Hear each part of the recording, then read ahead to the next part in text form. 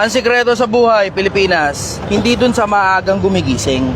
Ang sikreto sa buhay, bigyan mo sarili mo ng, ito practical, sobrang practical nito. Bigyan mo sarili mo ng sapat na oras ng tulog. 8 oras, kung 8 oras, bigyan mo sarili mo ng sapat na oras ng tulog. Kasi pag sapat na oras yung tulog mo, yung focus mo maayos din. Yung energy level mo mataas. Yung isip mo malinaw. Ngayon, nabigyan mo na ng sapat na oras na tulog, yung sarili mo.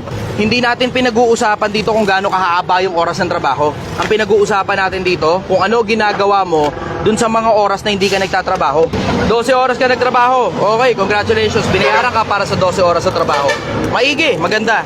Ano ginagawa mo dun sa 6 na oras na extra? 6 ba yun o 4? 12, 13, 14, 15, 16. O 4 na oras na extra.